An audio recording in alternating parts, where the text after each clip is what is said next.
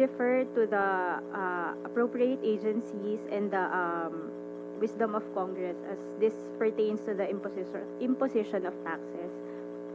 On the particular opinion mentioned, Mr. Chair, this was issued particularly on the request from the Secretary of Health, requesting for clarification on whether or not the prohibition of flavor descriptors under RA 11900 is inconsistent with the flavor ban in 11467. And as mentioned by the good chair, the DOJ opined that there is no inconsistencies between the two laws, and in fact the later law, which is RA 11900, pertains to the advertisement of the vaporized nicotine and non-nicotine products. So, and the other one, the earlier law is 11467, states that there shall no the manufacture, importation, and sale of vapor products with flavoring other than plain tobacco or plain menthol shall be prohibited.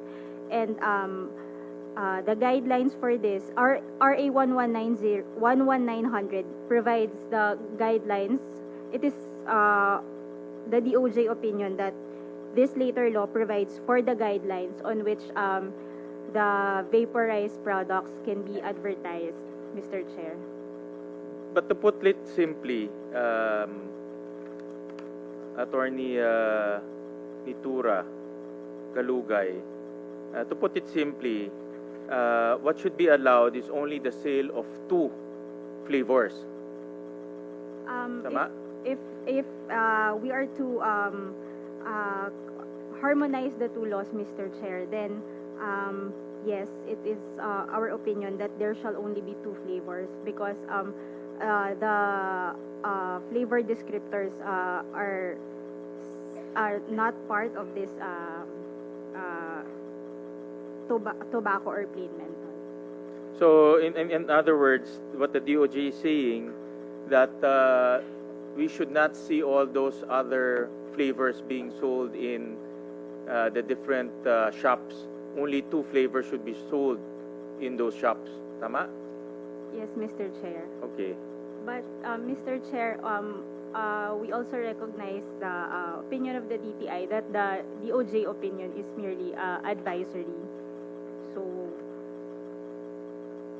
Yeah, I know that. It's an opinion. But then again, if we want to move as one government, then we should use the more conservative approach, correct? Because we're addressing here public health of our children, of adolescents. yes, Mr. Chair, we agree. Diba? So that's why we have to err on the side of caution. If someone doesn't agree, then let them take it to the courts. Yes, Mr. Chair, we agree. All right. We'll call on the DOH.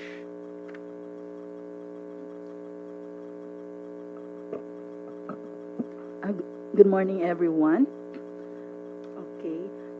Well, for the Department of Health, we'd like to express our appreciation to the statement of our chair that reducing taxation on tobacco and vapor products is not the solution, and to reduce illicit trade on cigarette and vape products. Thank you for that, sir. And I would like to read our official position paper of the Department of Health regarding House Bill number 11360. The Department of Health firmly opposes any and all measures that seek to disturb the existing tobacco excise tax indexation, and strongly supports the strengthening and implementation of a unified excise tax measure for vapor products.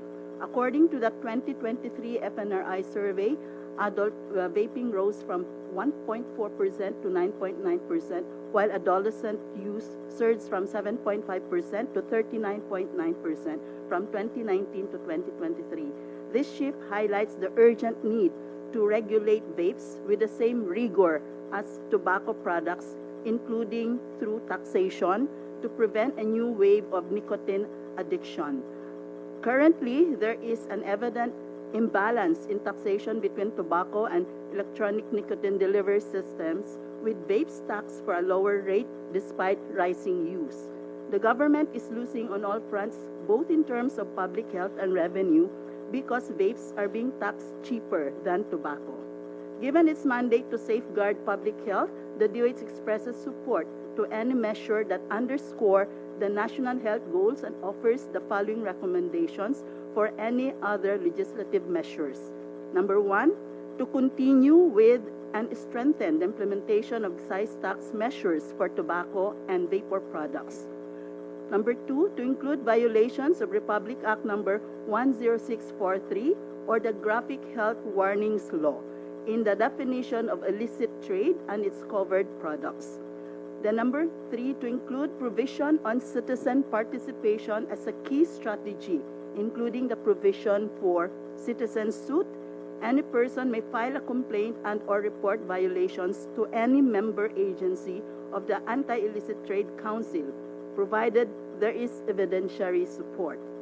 Then, to ensure monitoring of earmarked tax collections to Virginia tribe and Burley and native tobacco producing local government units, with 15% but not exceeding 17 million pesos and 5% but not exceeding 4 billion pesos respectively, to be allocated for the exclusive benefit of the farmers. And then finally, to strictly enforce the prohibition on vapor product flavors other than plain tobacco and plain menthol, and the marketing of these products pursuant to the provisions of RA 11467 and RA 11900.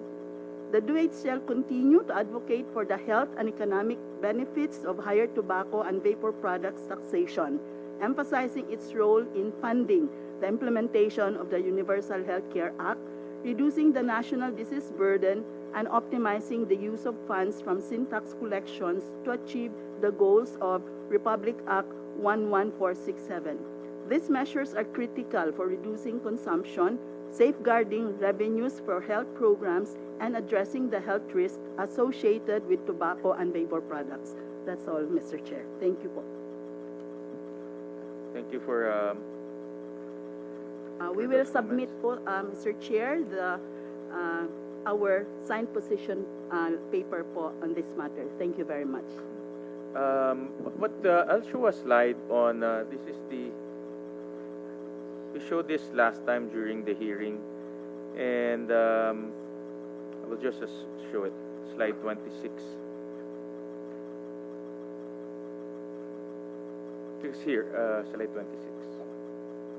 There. Prevalence of vapor product users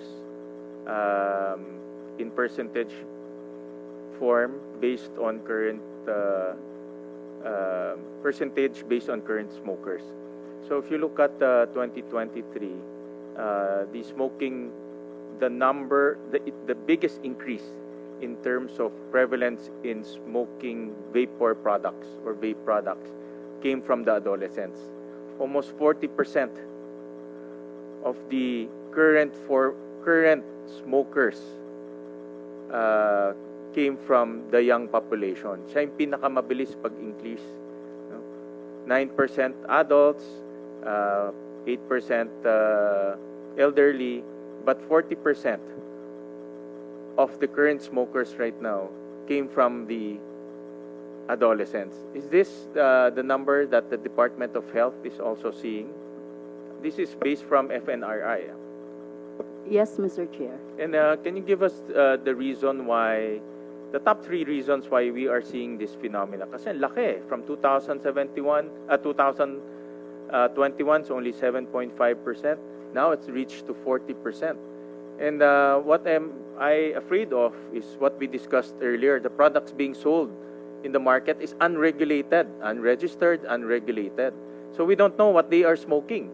No, it's being marketed here. It's being marketed as nicotine salt, being marketed as freebase, but we don't know what is the contents. No, hindi natin alam kung anong talagang laman niya.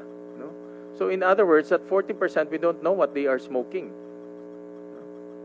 So can you give us a reason why we are seeing an uptick, a strong uptick of vape product use among the young?